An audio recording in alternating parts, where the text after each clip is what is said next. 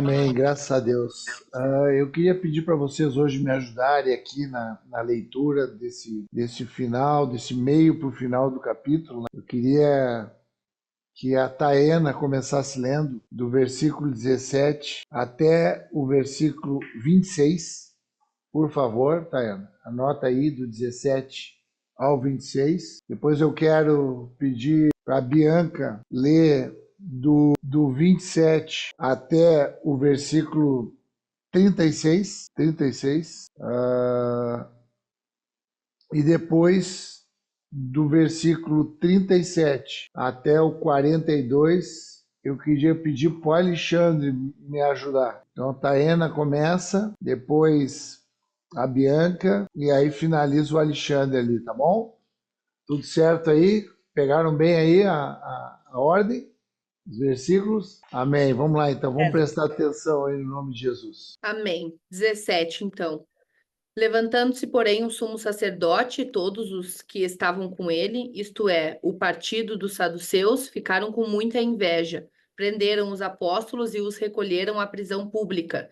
Mas de noite um anjo do Senhor abriu as portas da prisão e, levando-os para fora, lhe disse: Vão ao templo e digam ao povo todas as palavras desta vida. Tendo ouvido isto, logo ao amanhecer, entraram no templo e ensinavam. Quando chegaram o sumo sacerdote, os que estavam com ele, convocaram o sinédrio e todo o conselho dos anciãos do povo de Israel e mandaram buscar os apóstolos na prisão. Mas quando os guardas chegaram lá, não os encontraram no cárcere, e voltando, relataram dizendo: Encontramos a prisão fechada com toda a segurança e as sentinelas nos seus postos junto às portas, mas abrindo as portas, não encontramos ninguém dentro. Quando o capitão do templo e os principais sacerdotes ouviram essas informações, ficaram perplexos a respeito deles e do que viria a ser isto. Neste momento, alguém chegou e lhes comunicou: Vejam, os homens que os senhores prenderam estão no templo ensinando o povo. Então o capitão e os guardas foram e os trouxeram sem violência, porque temiam ser apedrejados pelo povo. Trouxeram os apóstolos, apresentando-os ao sinédrio. E o sumo sacerdote os interrogou, dizendo: Não é verdade que ordenamos expressamente que vocês não ensinassem esse nome? No entanto, vocês encheram Jerusalém com a doutrina de vocês e ainda querem lançar sobre nós o sangue deste homem. Então Pedro e os demais apóstolos afirmaram: É mais importante obedecer a Deus do que aos homens. O Deus de nossos pais ressuscitou Jesus, a quem vocês mataram, pendurando no madeiro. Deus, porém, com a sua mão direita, o exaltou a príncipe e salvador, a fim de conceder a Israel o arrependimento e a remissão de pecados. E nós somos testemunhas destes fatos, nós e o Espírito Santo, que Deus deu aos que lhe obedecem. Eles, porém, ouvindo isso, se enfureceram e queriam matá-los. Mas levantando-se, Nédrio, um fariseu chamado Gamaliel, mestre da lei, respeitado por todo o povo, mandou que os apóstolos fossem levados para fora por um momento. Então disse ao sinédrio: Israelitas, tenham cuidado com o que vão fazer a esses homens, porque até o 36, né? Isso. Ah, tá. Até o 30, achei que fosse até o 37. Não, era, mas pode ser. Vai lá, Alexandre. Um tempo atrás se levantou Teudas, dizendo ser alguém muito importante, ao qual se juntaram cerca de 400 homens. Mas ele foi morto, e todos os que lhe obedeciam se dispersaram e foram reduzidos a nada. Depois desse, levantou-se Judas, o Galileu, nos dias do recenseamento, e levou muitos consigo. Também este foi morto, e todos os que lhe obedeciam foram dispersos. Neste caso de agora, digo a vocês, não façam nada contra estes homens. Deixe que vão embora, porque se este plano ou esta obra vem de homens, será destruído. Mas se vem de Deus, vocês não poderão destruí-los e correm o risco de estar lutando contra Deus. E os membros do Sinédrio concordaram com Gamaliel. Então chamaram os apóstolos e os açoitaram, e ordenando-lhes que não falassem no nome de Jesus, os soltaram. E eles se retiraram do Sinédrio muito alegres, por terem sido considerados dignos de sofrer afrontas por este nome. E todos os dias, no templo e de casa em casa, não cessavam de ensinar e de pregar que Jesus é o Cristo. Amém. Obrigado, queridos. Bom, vamos lá então. Vamos fazer uma breve recapitulação nesse livro, que é um registro aí do médico Lucas, e que fala no primeiro momento ali de um Jesus ressurreto, que aparece para os discípulos durante 40 dias, deixa uma palavra ali para eles ficarem firmes, que eles vão receber poder para serem testemunhas em todos os lugares que eles forem enviados. No capítulo 2, a gente vê o derramamento desse Espírito Santo e já agora a formação da igreja primitiva.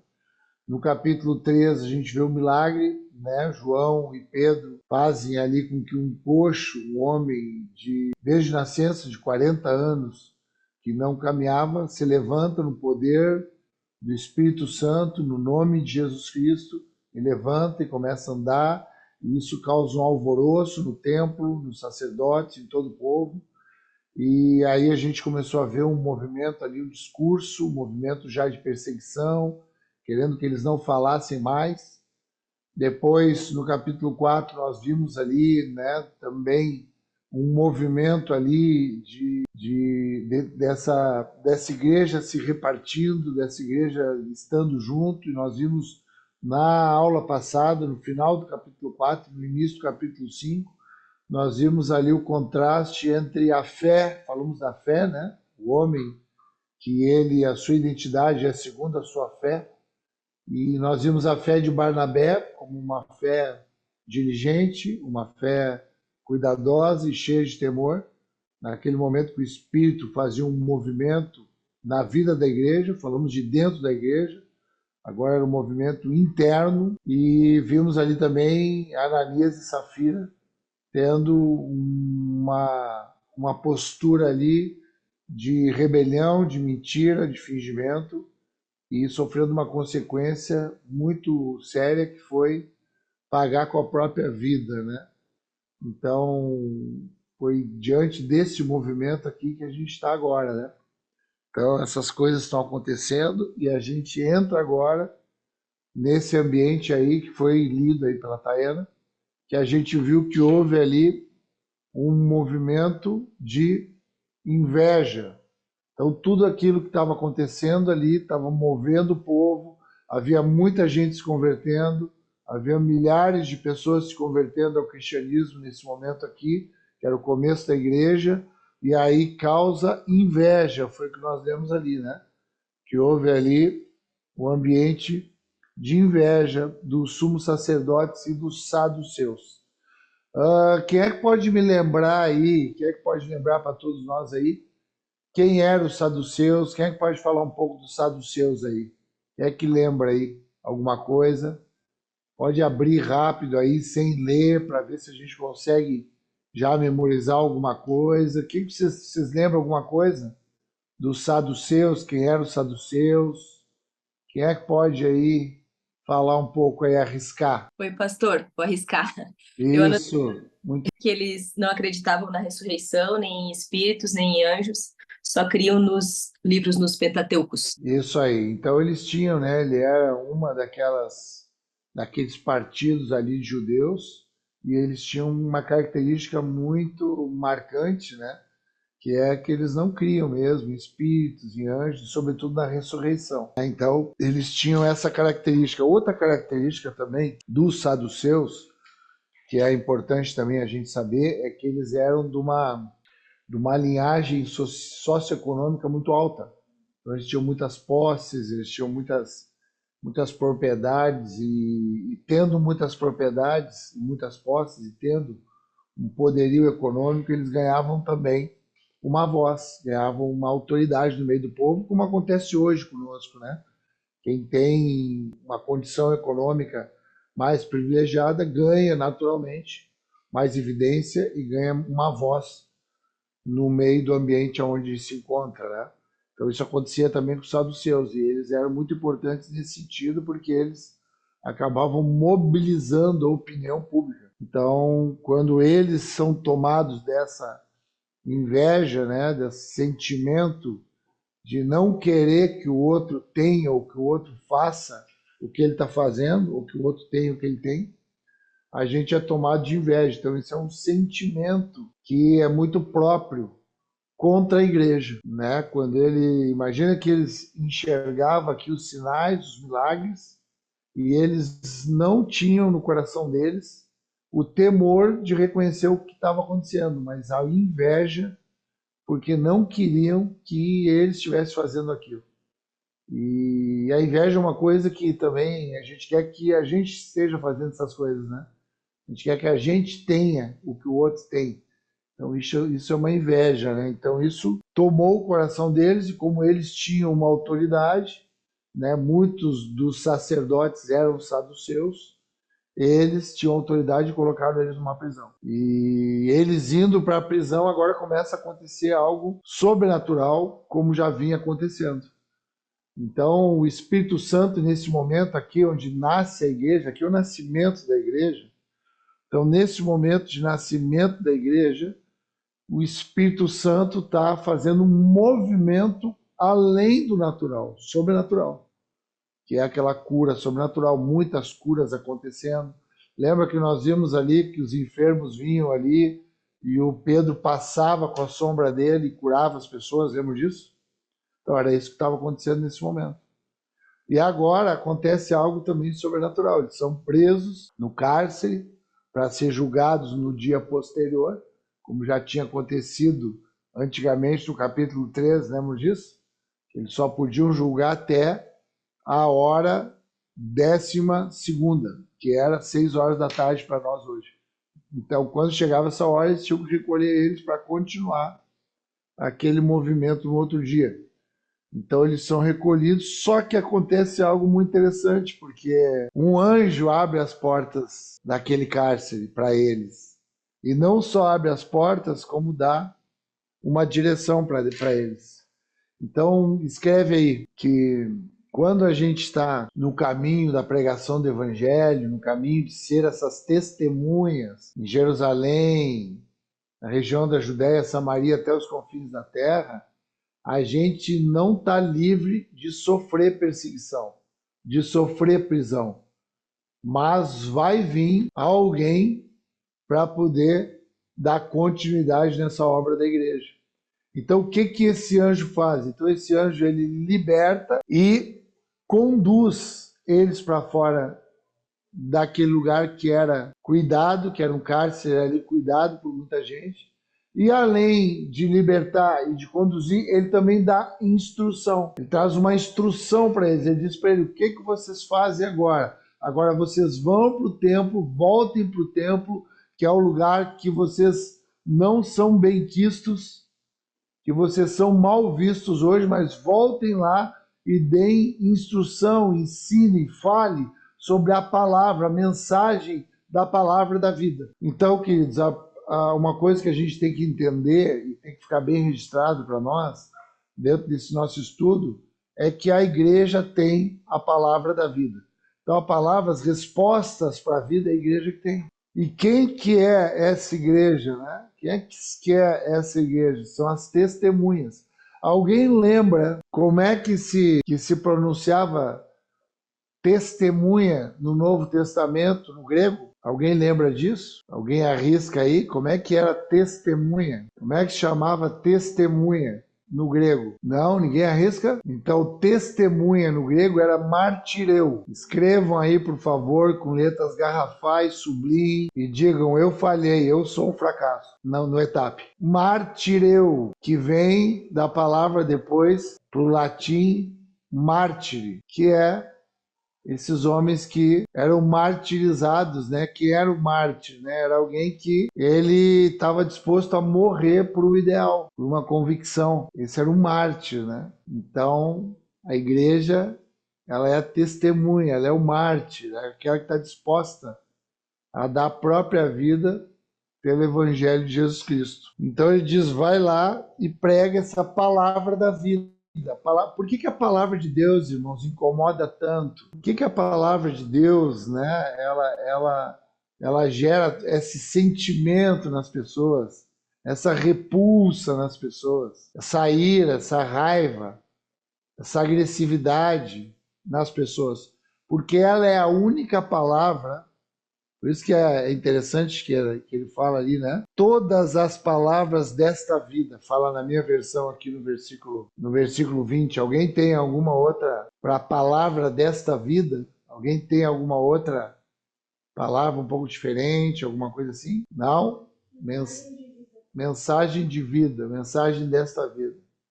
Por quê? Porque a vida, ela é relativa. A explicação para a vida, ela é relativa. Por que que ela é relativa? Porque a vida, ela é cheia de intempéries, de altos e baixos, frio, calor, dia, noite, chuva, seca, sol, vento, não vento. Então, a vida é assim, é cheia de mudanças, de alterações. Então, ela é relativa. Ela fica relativizada às circunstâncias externas. Então a vida é relativa àquilo que a gente sente. Então por isso que a gente fica cheio de perguntas em relação à vida. E a única coisa que é absoluta nessa vida é o Evangelho, a palavra de Deus. Essa é absoluta. E por essa palavra ser absoluta, pessoas que estão vivendo de forma instável se incomodam muito com essa palavra que é absoluta, a ponto de ficar com raiva e não ter nem lógica, porque o que eles estavam fazendo aqui? Estavam pregando a palavra de Deus. Eles não estavam roubando, eles não estavam matando, eles não estavam adulterando, não, eles estavam pregando a palavra de Deus, eles estavam ensinando a palavra de Deus. Isso causava um transtorno nas pessoas, e é isso que causa no ambiente. Por quê? Porque é o absoluto chegando na instabilidade. Então ele denuncia a estabilidade. Estabilidade, sobretudo, qual? Qual é a estabilidade que ela é visível no homem? Emocional. Por isso que o Evangelho trata o caráter que foi corrompido, que é o caráter emocional. Essa imutabilidade diante dos contrastes externos. Alguém que se permanece o mesmo, sem sombra de mudança. Amém? Então, por isso que causa, né? E aí coloco eles na prisão, só que eles têm ali um movimento do espírito ali. E aí, isso para os saduceus também toca muito. Por quê? Porque é um anjo, vocês escreveram aí, né? Que liberta eles, conduz eles, que instrui eles. Então, para eles aqui, para os saduceus, sobretudo, isso aqui era um escândalo, né? Causava perplexidade. Então, eles fizeram isso, obedeceram, foram no templo, e estavam ensinando no templo, estavam trazendo essa palavra absoluta como ensinamento para as pessoas. E aí, no outro dia, quando os sacerdotes vêm dentro do planejamento deles, agora nós vamos pegar eles agora, eles devem ter passado lá mal, porque aquele cárcere era um cárcere frio, úmido, sombrio, o alimento não era bom, então eles devem estar famintos, com fome, cansados, doentes. Então nós vamos pegar eles agora na fragilidade deles e a gente vai agora submeter eles ao sinédrio. Alguém pode me dizer aí quantos componentes tinha esse conselho judaico de maior importância nesse momento? Quantos componentes tinha? Quem é que pode me ajudar? 71. 71 pessoas, 71 homens. Muito bem, Eduardo, muito obrigado. Senão eu ia ser muito frustrado hoje aqui. 71 pessoas, eram homens ali que eles julgavam, as causas, era a instância maior do julgamento religioso. Então vamos submeter eles agora, era um ambiente muito intimidatório, era um ambiente que por si só, ele já era um ambiente agressivo, intimidatório, e aí eles são levados ali para aquele... Só que daí, os capitães, as pessoas que estavam lá fazendo a sentinela, e ali diz ali, né, no versículo 23, né, achamos realmente o cárcere fechado, com toda a segurança e os guardas, que estavam fora, diante das portas, mas quando abrimos, ninguém achamos dentro. Então haviam sentinelas ali permanentes. Ou seja, o que aconteceu? Aqueles sentinelas ali, eles não viram os irmãos saírem, os apóstolos saírem. Eles não viram aquele movimento ali do Espírito através da vida de um anjo. Eles ficaram cegos ali e não viram a saída deles. E aí eles ficam perplexos. Eles dizem, nós não sabemos explicar, porque aquilo ali era um motivo que aqueles carcereiros ali, aqueles sentinelas ali, eles eram mortos quando eles permitiam que algum preso escapasse. Então era algo muito sério. Eles vêm perplexos, não sabem explicar o que houve, não tinha o que fizesse ali de perícia investigativa, nem se o nosso irmão Alexandre tivesse lá com toda a sua habilidade, todos os seus líderes lá, não ia conseguir saber porque era algo sobrenatural. Então a igreja começou a viver a partir desse impulso sobrenatural, das coisas sobrenaturais acontecendo. E isso ia fortalecendo e animando eles.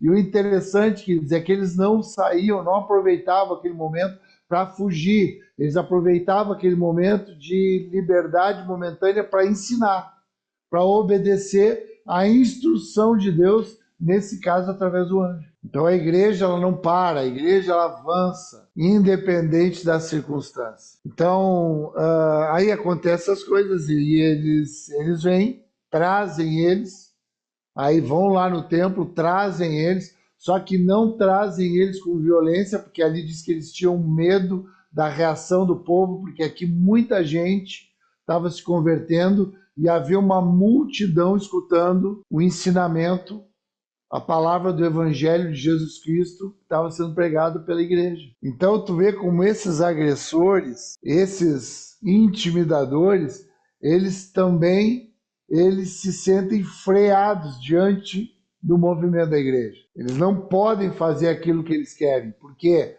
Porque quem está no controle é o Espírito Santo de Deus. Eles só podem realizar alguma coisa que seja permitida por Deus, no tempo de Deus, como aconteceu com Jesus. E aí, quando eles vêm, quando eles são agora aqui, de novo, intimidados e falando, e vocês falam, olha, não fale mais, não digam mais, não preguem mais. Vocês estão pregando sobre esse homem. Todo o cenário era a cruz de Jesus. É sobre esse homem. Aí eles dizem, vocês querem que esse sangue fique sobre nós? E aí eles já entram também no ambiente ali de comoção. Sendo que, eu quero lembrar vocês, não precisa abrir lá, mas isso está lá principalmente no Evangelho de Mateus, no final, quando Jesus ele vai ser crucificado. E aí o Pilatos tem aquela ideia, porque o Pilatos não via nenhuma culpa naquele homem e queria libertar ele de alguma forma. E aí ele propôs uma tradição judaica na Páscoa, que era libertar um preso, e aí ele fez com que o povo escolhesse entre Jesus e Barrabás.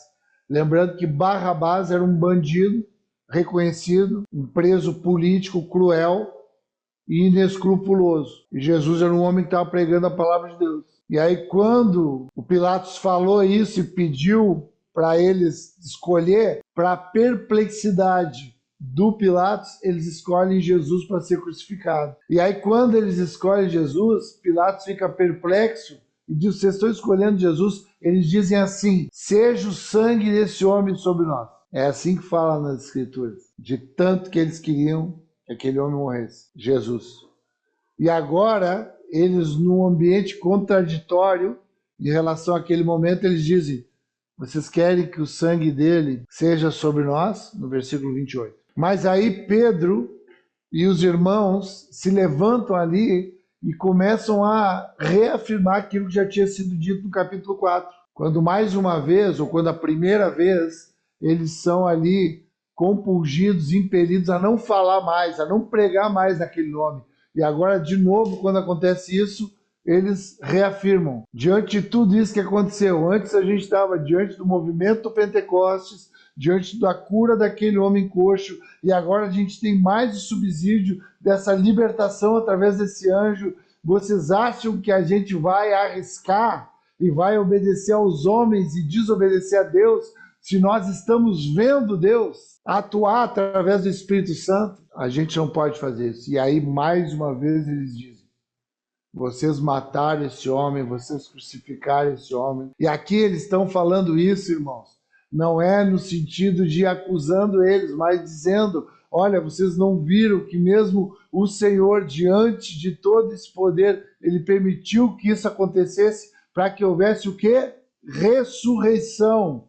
E aí machucava mais os saduceus, na convicção que eles tinham. Essa seita, né, dos saduceus. E era isso que eles pregavam. Por quê? Porque eles diziam que aquela ressurreição era um motivo que para eles agora havia um ambiente de arrependimento. Então, o que a igreja prepara, irmãos? Escreve aí.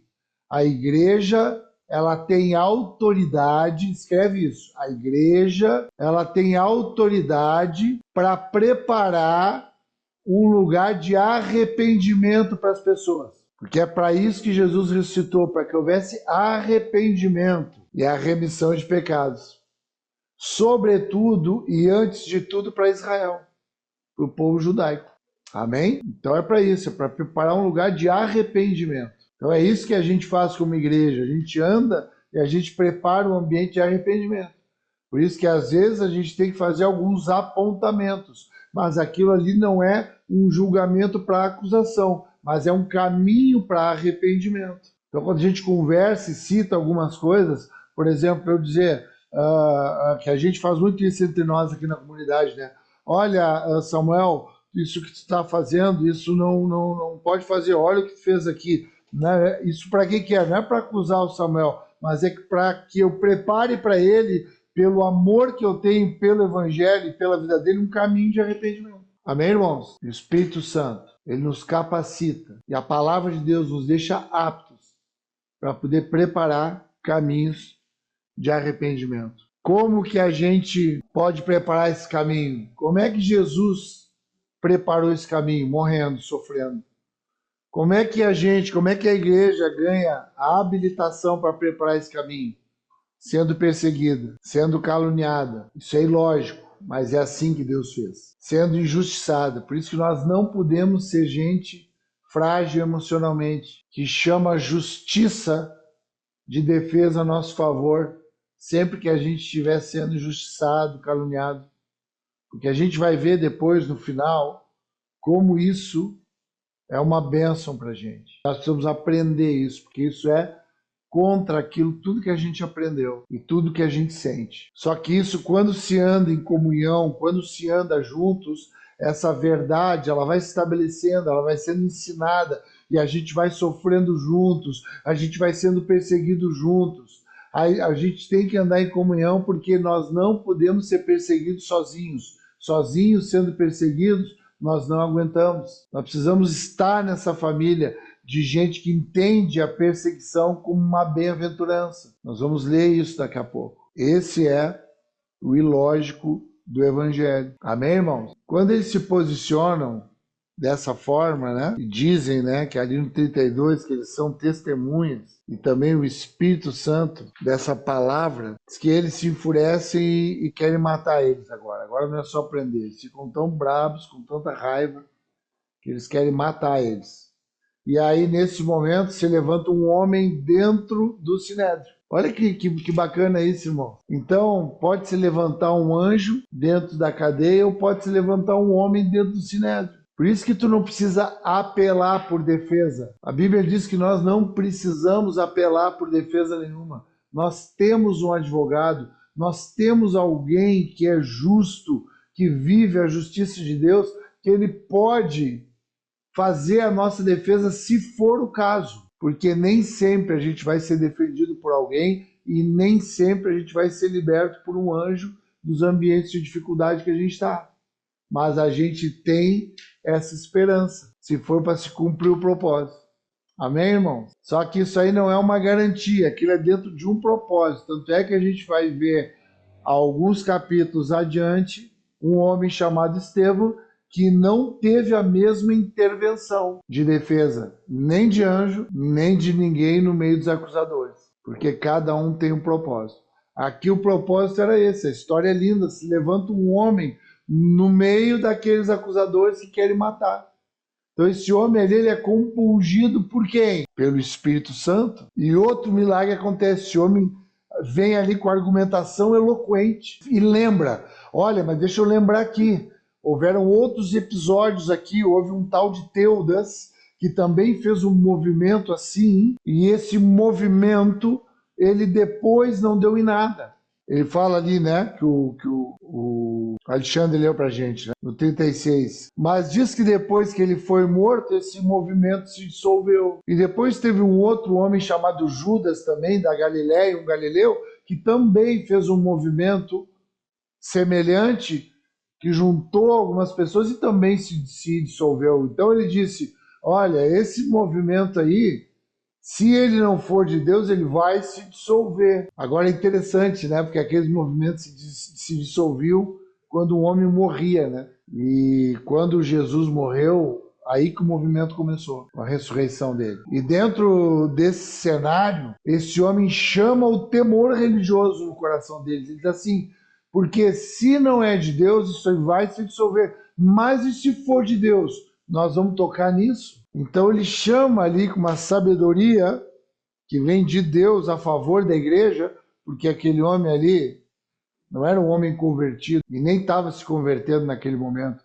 Ele só estava sendo sensato naquele momento e trazendo uma argumentação dentro do ambiente daqueles que eles conheciam e viviam, que era a religião. Então ele diz, não, vamos tocar nisso, porque e se isso for de Deus? A gente vai estar tocando nisso? Amém, irmãos? Deixa eu pedir para vocês agora, para a gente voltar ali, já caminhando para o fim. Eu quero... Esse não precisa abrir, mas eu quero que tu só anote aí o Salmo 27, no versículo 1. Eu vou lembrar vocês. Vocês, numa outra hora, vocês leiam, mas anotem aí para ficar dentro dos registros dessa aula de hoje. Que diz que em vão edifica alguém se o Senhor não edificar. E em vão vigia o sentinela de uma cidade se o Senhor não estiver vigiando. Então aqueles vigias, aqueles sentinelas que estavam guardando com tanta reverência, com tanto profissionalismo, com tanta força aquele cárcere, aquilo era em vão. Então por que eu estou trazendo isso? Porque a segurança, se não é a partir de Deus, ela é em vão. Toda segurança que a gente quiser gerar na nossa vida para que seja uma preservação daquilo que Deus não quer preservar, daquilo que Deus quer libertar, daquilo que Deus quer redimir, aquilo é em vão. Por isso que nós não temos problema com segurança, porque nós vivemos um lugar seguro, é o lugar daqueles que querem cumprir a palavra de Deus. Então, não há segurança se não for a partir de Deus. A partir de Deus, a gente pode gerar algum tipo de segurança sem problema nenhum. Mas precisa ser a partir de Deus, não a partir do nosso medo. A partir daquilo que Deus tem como propósito. Amém?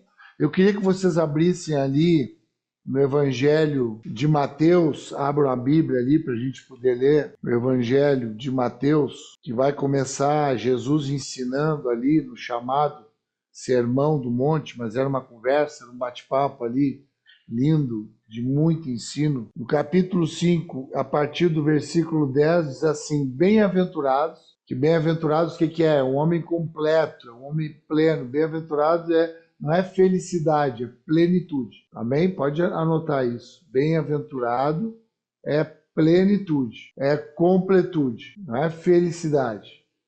Então, bem-aventurado esse homem são os que sofrem perseguição por causa da justiça. De que justiça ele está falando? A justiça de Deus, o propósito de Deus. O bem-aventurado é aquele que é guiado por Deus, é o Filho de Deus. Porque deles é o reino dos céus. Versículo 11. Bem-aventurados sois vós, quando vos injuriarem e perseguirem, e mentindo disserem todo mal contra vós, por minha causa. Exultai e alegrai-vos, porque é grande o vosso galardão nos céus, porque assim perseguiram os profetas que foram antes de vocês. Então aqui vem um ensinamento de Jesus a respeito do motivo dessas perseguições, dessas calúnias. Irmãos, a igreja, ela precisa ser caluniada. Um dos combustíveis da igreja é a calúnia. A igreja, ela precisa,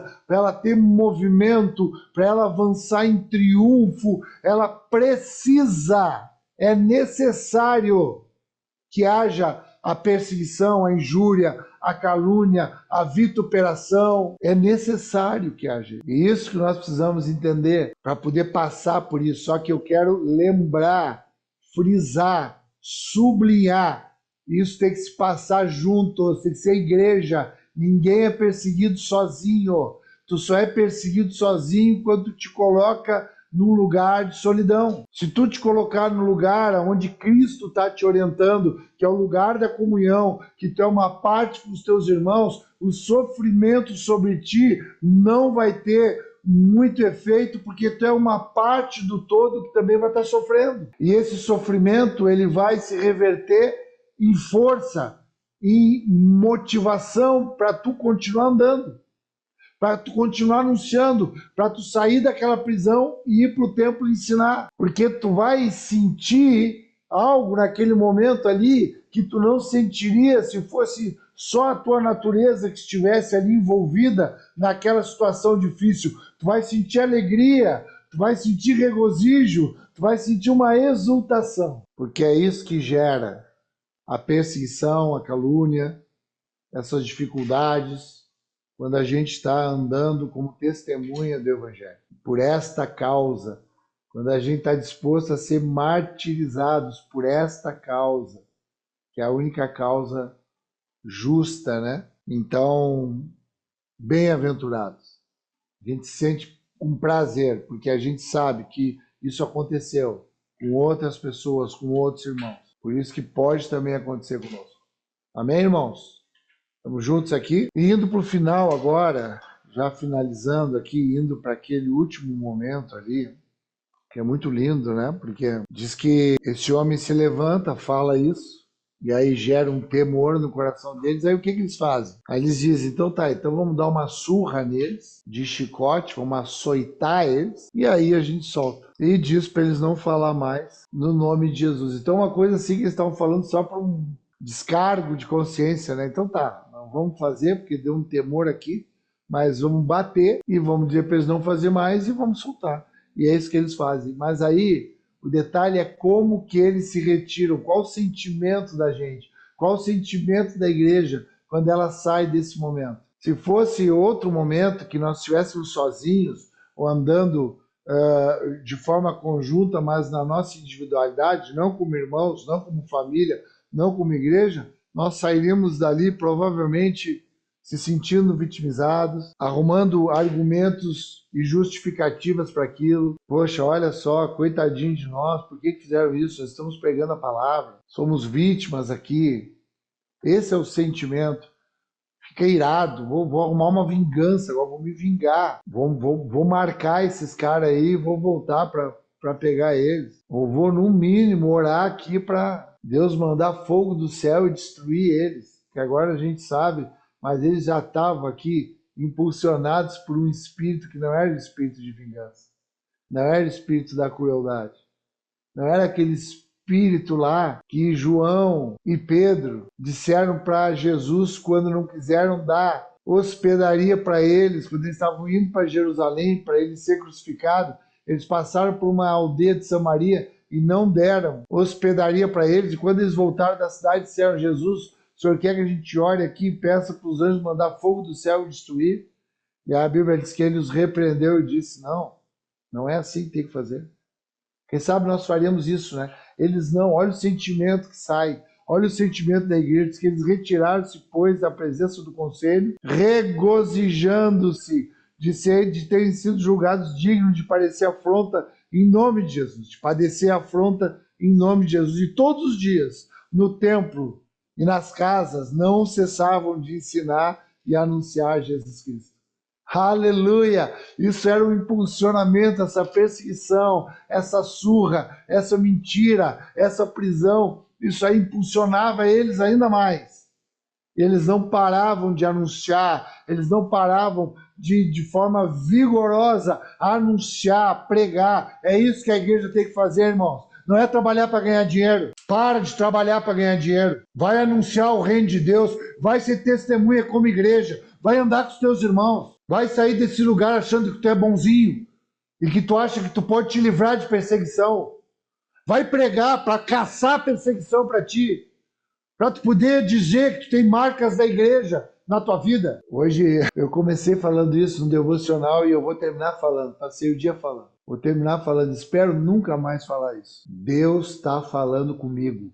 Vai trabalhar na pregação do evangelho que chegou para te libertar. Deus está falando comigo desde essa madrugada. E eu estou aqui, deixa eu ver quem é que estava aí. A Janice, né, Janice? Hoje foi uma confusão, né, Janice? Manhã devocional, olha, eu vou te contar. Depois, né, depois da reunião dos empreendedores lá, quem é que estava lá? Estava a Ina, né, Ina?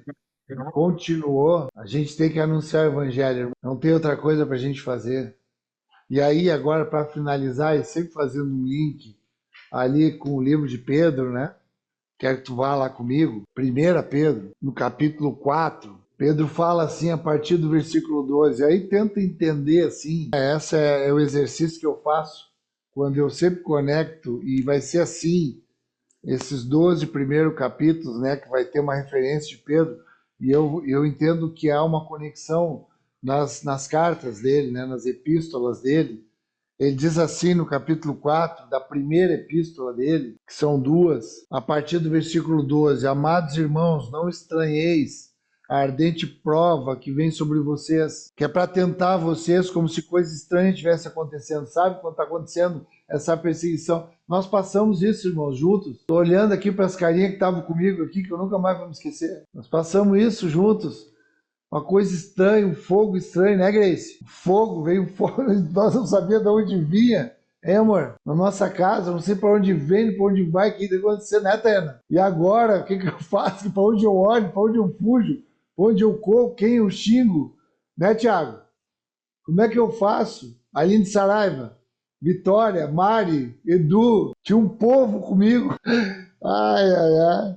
Mas era uma loucura. Priscila, Ina, Milene, PT, Samuel, né, Lara? Fogo estranho. Versículo 3: Mas alegrai-vos no fato de ser participantes das aflições de Cristo, para que também na revelação da sua glória vos regozijeis e alegreis. Queridos, quando a gente passa por um nível assim de prova, por um nível de luta, né? Imagina o que nós estamos falando de perseguição aqui mais direto, mas às vezes é algo que a gente não entende na nossa vida, né? O Tiago, tempo da cadeira de roda ali, um fogo estranho, uma coisa estranha. O que está acontecendo? O que é isso? Só um pouquinho. O que é isso? Aquilo é preparação, porque depois, na revelação da glória de Deus, a gente se regozija e se alegra. Por isso que quando vai acontecendo agora, as coisas que estão acontecendo conosco, a gente sabe de onde vem. A gente sabe o que foi plantado. A gente sabe o que custou. Não é uma coisa assim ao acaso. Versículo 14: Se pelo nome de Cristo sois vituperados, que é insultados, afrontados, caluniados, bem-aventurados sois. Viu como ele conecta lá com o que Jesus falou lá em Mateus? Bem-aventurados sois, porque sobre vós repousa o Espírito da glória de Deus,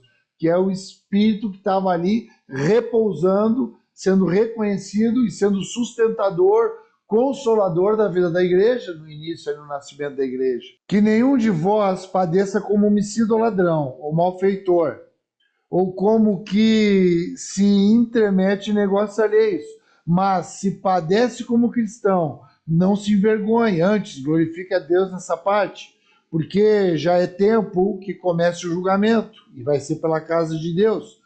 E se primeiro começa por nós, qual será o fim daqueles que são desobedientes ao Evangelho de Deus? E se o justo apenas se salva, onde aparecerá o ímpio e o pecador?